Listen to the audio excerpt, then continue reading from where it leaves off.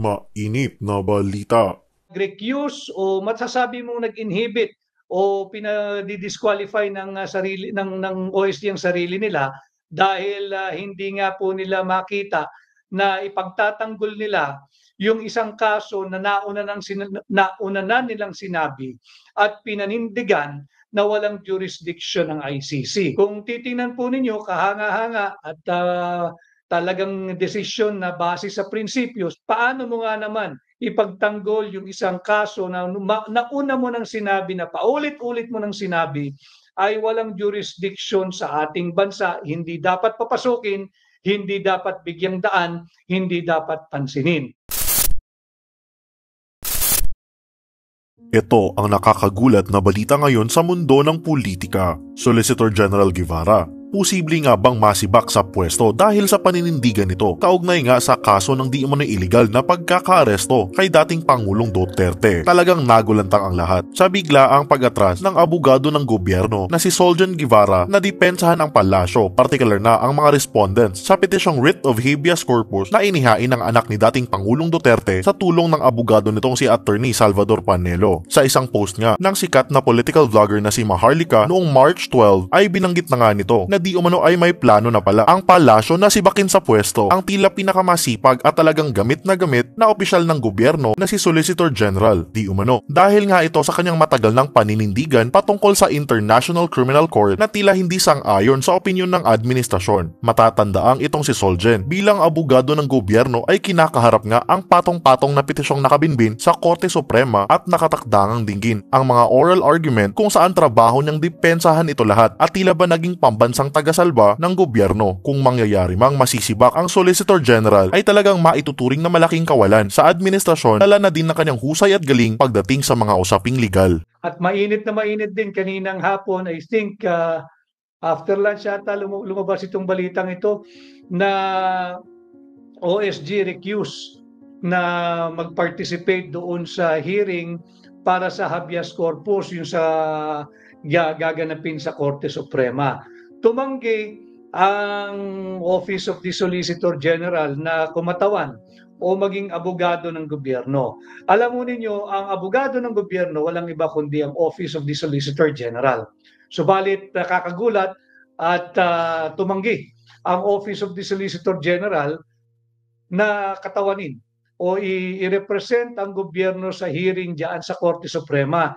Yan po yung tungkol sa habeas corpus petition na final ng anak ni Pangulong Duterte na si Miss Kitty, at ang abogado po diyan ay si Attorney Salvador Panelo. I will not dwell into the merits sapagkat hindi po natin na kaso yan. May ibang abogadong naka-assign diyan. Atin lamang ho, yung pagtanggi ng OSG, bay malaman po yun. Sapagkat ang OSG po ang pangunahing abogado ng ating gobyerno. Nung sila'y tumanggi, malinaw po yung kanilang naging rason eh. Sila ay hindi naniniwala na may jurisdiction ng ICC sa atin. At sila'y naniniwala na hindi dapat binigyang daan yung request ng ICC na ipinadaan sa Interpol na i-execute yung warrant of arrest laban kay Pangulong Duterte. Bagamat ito po ay hindi naman siya talaga moot sapagkat may mga nakabinbin pa pong petition sa Korte Suprema. Pag-usapan lang natin, yan nga po yung pinagtatalunan sa ground noong March 11. Meron po kasing Article 59, yung Rome Statute, na sinasabi nga na pagkabago mo arestuhin ang isang Pilipino, ipakita mo muna yung warrant of arrest. At yung warrant of arrest na yan, dapat ay ipakita mo sa isang competent judicial authority. Malinaw ho yun na competent judicial authority, meaning korte. Hindi po parte ng executive department, korte. Upang sa ganun ay makita kung tama ba yung pangalan ng taong nakalagay sa warrant at yun din ba yung taong aarestuhin o inaresto, at tama ba yung mga kasong nakasaad doon, at kung narespeto ang karapatang pantao at nabigyan ng due process yung taong inaaresto. Yun po yung naayon sa Article 59 ng Rome Statute. At yun din ho, yung matagal ng posisyon ng OSG. na walang jurisdiction ng ICC dito. Bakit to? Ulitin ko kailangan pag-usap-usapan natin paulit-ulit ito eh. Bukas kasi ang korte natin, lahat po ng baitang, lahat ng antas ng ating korte ay bukas. Kaya pati ang OSG ay naninindigang walang jurisdiction ng ICC. Bukas po ang MTC, bukas ang RTC, bukas ang Court of Appeals, bukas po yung Court of Tax Appeals, bukas yung Sandigan Bayan. At higit sa lahat, bukas ang Korte Suprema. Kaya nga po nagkakaroon ng pagdinig sa Korte Suprema na tinanggihan naman ng OSG na kumatawan sa gobyerno sapagkat hindi naman po conflict of interest. Sa tingin ko, naglalaban yung kanilang damdamin na ito ang kanilang mariing posisyon, walang jurisdiction ng ICC, and now, pagtatanggol nila na kabaliktaran naman na tila may jurisdiction ng ICC. So tumanggi po ang OSG na maging abogado ng gobyerno. Ano ho ang mangyayari dito? Tingnan po natin kung anong remedy ang gagawin both ng Judicial Department at ganun din ang Executive Department sapagkat nanindigan pong mariin ang OSG at ako personally bilang abogado at bilang Pilipino kahanga-hanga sapagkat yun talagang paninindigan ho yun. Nanindigan sila, walang jurisdiction ng ICC sa Pilipinas, hindi namin kayang pagtanggol yung kasong yan. Maghanap kayo ng ibang abogado o siguro kung sino man ang kakatawan sa gobyerno. But yung far-reaching implication yan, dapat siguro kung tumanggi ang OSG, again, I'd rather not dwell on the merits, pero marami ho kasing nagme-message kanina, ano raw bang dapat gawin na ng Korte Suprema? Dapat na bang mag-issue ng writ asking the authorities to produce the body or the person of Rodrigo Roa Duterte, our former president.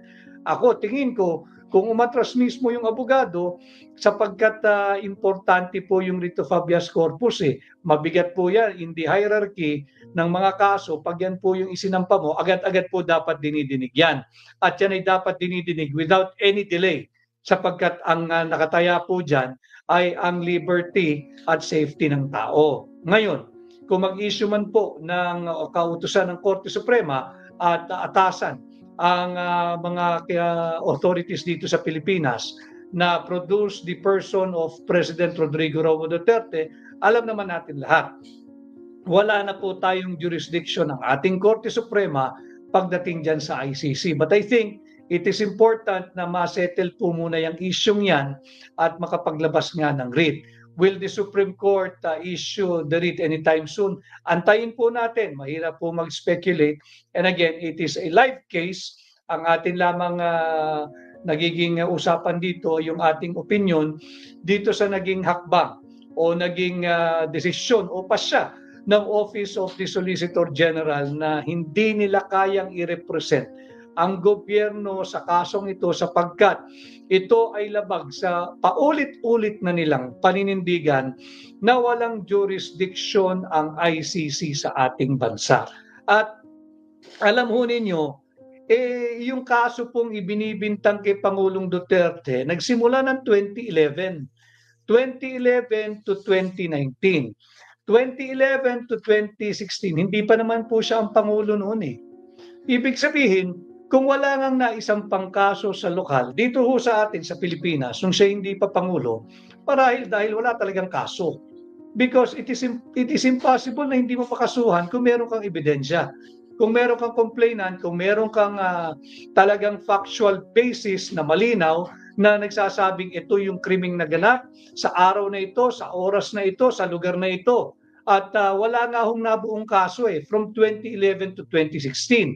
Ngayon, yung binibintang na kasong naganap between 2016 and 2019, wala pa rin hong kaso dito sa Pilipinas Kaya nga ho yung interview ni Ted Filon sa akin last Friday na meron na raw malapit na base doon sa kanilang na-interview, malapit na raw ma-conclude yung investigation at sasampahan na ng kaso. If that is the case, bakit minadali yung ICC? Kung meron naman palang investigation nagaganap at malapit na raw makabuo ng kaso at makapagsampa ng kaso. hindi ho ba't masyado namang pinaspasan yung pag-turnover sa ICC? Kay Cristo po'y, ano po kinatawan ng OSG attorney? Please, ano po ang kinatawan? Office of the Solicitor General. Yung OSG, Office of the Solicitor General. Ito po yung abogado ng gobyerno. Pagka may mga nadedemanda ho ang gobyerno, yung OSG po ang abogado nito. Ito po yung kumakatawan dito. Hindi po yung Department of Justice. Yung Justice Secretary po, yun naman po yung pinuno ng Department of Justice natin. Sila naman yung nangangasiwa ng Office of yung National Prosecution Service. Yung mga kaso na dapat sa isampa laban kung kanino, nandyan po yan sa DOJ.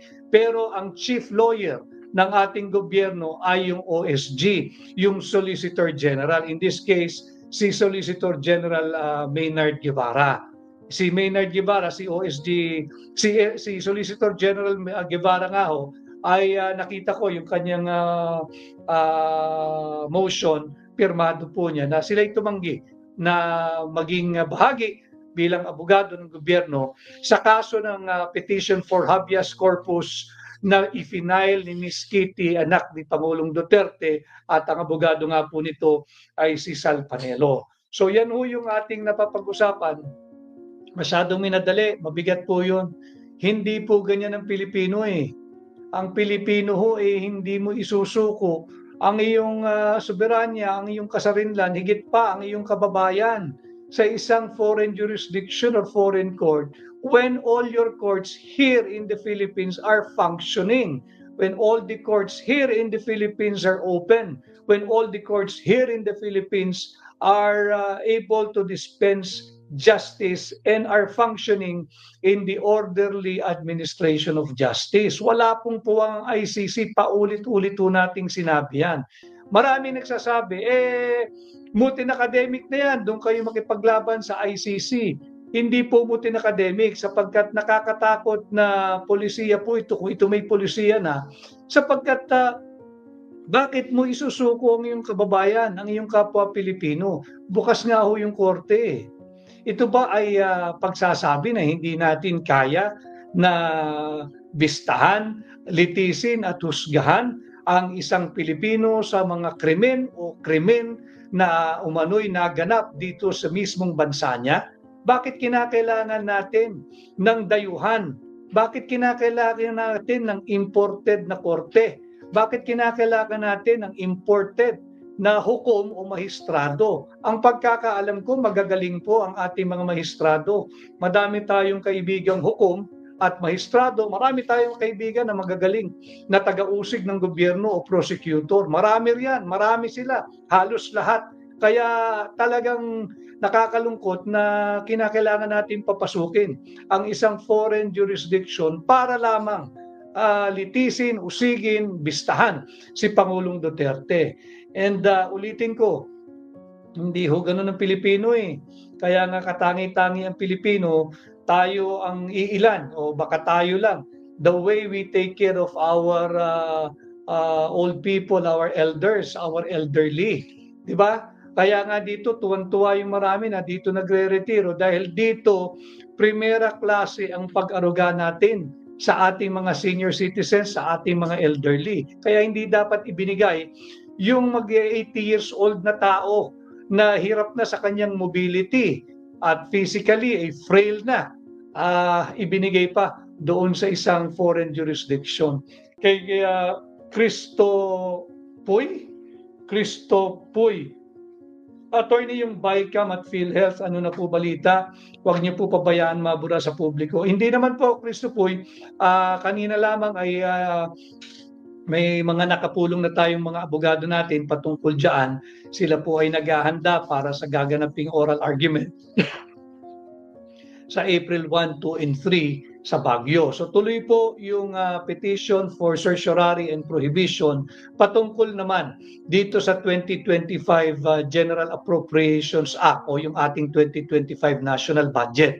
Patuloy po yung kaso dyan, kini-question po yan na sinasabi nga natin ay invalid, illegal, unlawful, and unconstitutional. At yan po ay didinggin sa April 1, 2, and 3 at naghahanda po yung ating mga abogado ng mga petitioners. Hindi lamang po tayo makapagdiskurso ng malalim sapagkat nung unang hearing po ay pinaalalahanan ng kagalang-galang na Korte Suprema lahat ng partido na maging maraan at maging very, very prudent dito sa pagdidiskurso ng anumang bahagi ng kaso sapagkat ito nga ho ay live case pa rin at magkakaroon nga ng oral argument sa April 1, 2, and 3. So hindi po natin pinababayaan yun. Patuloy po yun, naghahanda po ang ating mga abogado at kagaya po nun, ang harap po to represent the government ay yung OSG pa rin, yung Office of the Solicitor General. Kagaya po dito sa kaso ng habeas corpus, ang pagkakaiba lamang ay nag-recuse o masasabi mong nag-inhibit o pinadidisqualify ng OSG ang sarili nila dahil hindi nga po nila makita na ipagtatanggol nila yung isang kaso na nauna na nilang sinabi at pinanindigan na walang jurisdiction ng ICC. Kung titingnan po ninyo, kahanga-hanga at talagang desisyon na base sa prinsipyo sapagkat paano mo nga naman ipagtanggol yung isang kaso na nauna mo nang sinabi na paulit-ulit mo nang sinabi ay walang jurisdiction sa ating bansa, hindi dapat papasukin, hindi dapat bigyang daan, hindi dapat pansinin. Kung merong na-violate na kaso o mga kaso, ang sinumang Pilipino na naganap umano dito sa Pilipinas, dito dapat litisin ang kahit na sinong Pilipino. Ito po ay, ang title natin ay Bring Home Tatay Digong sapagkat yan ang nagiging panawagan at panalangin ng higit na maraming Pilipino. At yan din ho pa rin ang ating magiging titulo sapagkat paulit-ulit tayong mananawagan para marinig ng ICC at marinig ng buong mundo na namali sila doon sa ginawang proseso. Kung yan ay International Criminal Court, international na court pa at sinasabing dyan daw po ay makakakuha ng hustisya, dapat ngayon pa lang simulan na ng ICC. Tingnan ang lahat ng anggulo that led to the arrest and the rendition of President Rodrigo Roa Duterte. Dapat pansinin na po yan ng ICC. Hindi na po dito, wala ng jurisdiction of Philippine courts sa ICC na lang. At ang isang mahalaga rito ay pag-usapan natin ito in the bar of public opinion or in the court of public opinion. Mahalaga yung public opinion na magpatuloy, iparinig ninyo yung inyong opinion, yung inyong tinig. And again, in my page, welcome po lahat dito. You do not have to agree with me or you do not have to agree with the sentiments and the opinion and the stand of many who are on my page. Kung kayo may kontrang opinion, pwede naman. Huwag lang po gagamit ng mga pananalitang alam mo namang nambabastos o bastos. Ito po ay usaping bayan. Ito po ay usaping napakahalagang usaping panlipunan na dapat nating patuloy na pag-uusapan. Sapagkat umiiral po ang ating saligang batas Bukas po yung korte natin, paulit-ulit yung sasabihin. Bukas po ang lahat ng baitang at antas ng ating korte. Mula sa Metropolitan Trial Court hanggang Supreme Court. Bukas po ang lahat ng ating prosecution office sa ilalim ng Department of Justice. Kaya walang puwang ang ICC rito. Hindi natin kailangan ng import. Kagaya po nung aking ginawang pagpapaliwanag nung isang araw, ulitin ko tayo naman lahat Pilipino basketball crazy. They call us a basketball crazy nation. We are very familiar with PBA. Alam naman natin yan. At alam natin na ang pinaka-paboritong conference sa PBA ay yung All Filipino. All Filipino Conference. Bawal ang banyaga, bawal ang import, bawal. Kung hindi ka Pilipino, hindi ka pwedeng maglaro. Ganun po dapat ang pinairal. Dapat all Filipino pagdating sa pagliliti, sa pag-uusig at pag-uusga sa kapwa nating Pilipino. Hindi natin kailangan ng import. Hindi natin kinakailangan ng imported. Magagaling ang ating mga hukom. magagaling ang ating maestrado, matatalino yung ating mga taga-usig at prosecutor. Hindi natin kailangan ng import. For all we know and for all I care, higit na magagaling yung mga Pilipino na maestrado at hukom kesa yung nakaupo doon sa ICC. Sapagkat nakita naman kung paano nalabag yung karapatan nung kanilang inaresto si Pangulong Duterte, and the statement of our Chief Legal Counsel, ang namumuno ng local defense team at nandun nga ngayon sa Dahig si former Executive Secretary at Attorney Bingbong Medeldea, siya'y kinidnap sapagkat wala pong record yan at hindi siya na booking, walang mugshot, walang fingerprinting, wala ring record sa paglabas niya mula sa immigration. Kay Cham Cham, can you explain if tama ba ang sinabi na pwedeng dumakip ang suspect kahit walang dalang hard copy? Basta't alam po ninyo na merong arrest warrant, pero dapat yan ipakita ninyo pagka yung dinakip na. At pagkadakip ninyo, dapat po yan dadaling ninyo sa korte. Ulitin ko wala pong hininging special na pribilehiyo o special na atensyon si Pangulong Duterte nung siya ay dinitine sa Villamor. Ang hiningi niya kaisa-isa lamang, dalhin siya sa korte. Dalhin siya doon sa tinatawag na competent judicial authority. And this importanteng napapag-usapan mo natin itong mga bagay na ito. Again, ulitin ko, ito'y isang napakahalaga na usaping panlipunan. Hindi lamang po ito patungkol kay Pangulong Duterte. Ito po'y patungkol sa seguridad ng bawat Pilipino na dapat kung may kaso ka, harapin mo. Dito sa Pilipinas, dito ka litisin, dito ka idetine, kung dapat kang idetine, dito ka rin husgahan sa harapan ng mga kapwa mo Pilipinong maestrado, taga-usig o abogado. Hindi ka dapat ibigay ng ganoon na lamang sa isang banyagang korte o sa isang foreign jurisdiction. Yan po'y mahalaga. And again, ngayong hapon ay pumasok yung balita na nag-recuse o hindi pumayag o tumanggi. Tumanggi ang Solicitor General, ang Office of Solicitor General, na mag-abogado on behalf of the government sa kasong nakabinbin sa Korte Suprema, yung petition for habeas corpus. Ang kanilang dahilan, dahil sila'y naninindigan noon pa man hanggang sa ngayon mismo na walang jurisdiction ang ICC sa Pilipinas. Malinaw po yan. At yan, siguro dapat pag-usapan yan sa mga darating pang araw. Kung yung mismong punong abogado ng gobyerno, yung Office of the Solicitor General, ay nagsabing sila ay naninindigan at naniniwala na walang jurisdiction ng ICC at hindi dapat ito pinapasok. Kung nakapasok man ay hindi dapat binigyang daan yung kanilang proseso sapagkat buhay po ang ating mga korte. Hindi pwedeng mangibabaw ang jurisdiction ng ICC sa ating Korte Suprema. Hindi po pwedeng mangibabaw ang kapangyarihan o jurisdiction ng ICC sa ating mga korte. Hindi po sila mas mataas sa ating Korte Suprema. Huwag po kayong masisindak doon sa katagang ICC o International Criminal Court. Kasi yung iba, hindi, international yan. Mas mataas sa ating Korte Suprema yan, hindi ho. Wala pong ganun. Huwag ho kayong masisindak at huwag ho tayong malilito dyan. Wala pong kapangyarihan ang ICC sa ating Korte Suprema.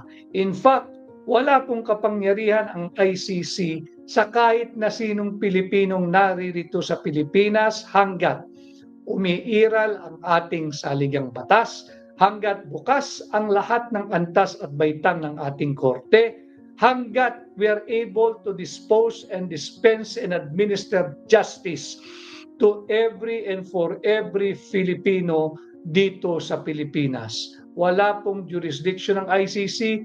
Pinatigas lamang yan nitong hapon sa naging desisyon ng Office of the Solicitor General sa kanilang pagtanggi na i-represent o katawanin o ipagtanggol ang gobyerno sa kasong nakabinbin diyan sa Korte Suprema sa habeas corpus sapagkat sila'y nanindigan muli na walang jurisdiction ang ICC sa Pilipinas. At sa mga nagtatanong ho, hindi lamang ho ito first time na naging pahayag ng OSG. Consistent po ang OSG sa kanilang tindig na walang jurisdiction ang ICC then and now.